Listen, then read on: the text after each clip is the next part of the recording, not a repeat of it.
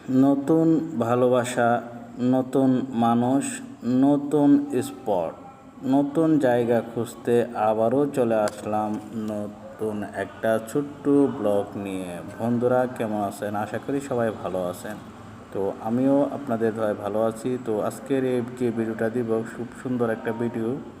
তো এটা মনোযোগ সহকারে সবাই দেখবেন, দেখার চেষ্টাও করবেন।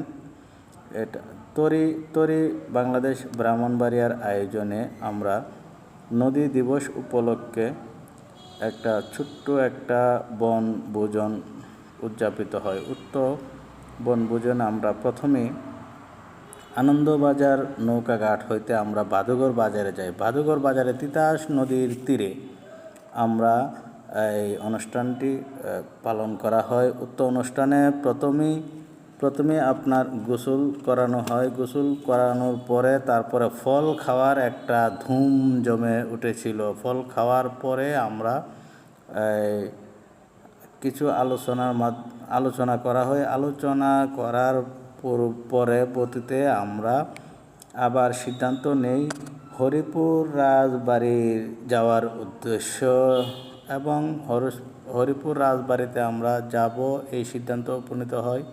সেইখান থেকে আমরা মোটামুটি অনেকটা সময় দিয়ে সকল বন্ধুরা মিলে সকল ফল খেয়ে তারপর আবার ধাপে ধাপে সবাই এক এক করে নৌকায় উঠে পড়লাম। নৌকায় উঠে আমরা রওনা দিলাম হরিপুর রাজবাড়ির উদ্দেশ্যে। তো বন্ধুরা, হরিপুর রাজবাড়িতে আমরা যেই রাস্তাটি শনাক্ত করেছি সেটি হলো তিতাস নদী দিয়ে শাহবাজপুর ব্রিজ হয়ে তারপর বিজয়নগরের একাংশ চান্দুরা, বদন্তি এবং মাধবপুর হয়ে আমরা রওনা দিচ্ছি হরিপুর রাজবাড়ির উদ্দেশ্যে।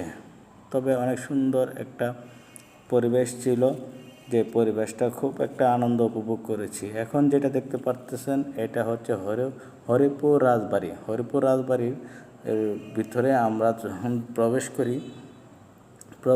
করার পরে সবচেয়ে মজার বিষয় হলো কি, এটা যদিও একটা পুরাতন বাড়ি, বাইরের দিক দিয়ে বেশি একটা কিছু বোঝা যায় না, তবে ভিতরে বিশাল বড় জায়গা।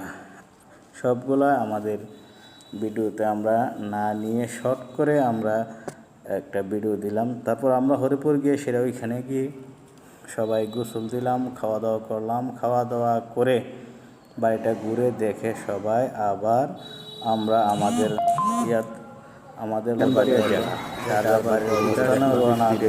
শেষ করে এখানে আমরা রওনা দেওয়ার মুহূর্তে আমরা আমার পক্ষ থেকে আবার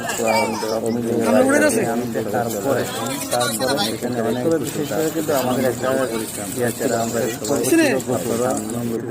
আমরা সবাই চলে আসুন দেখার জন্য। আল্লাহ।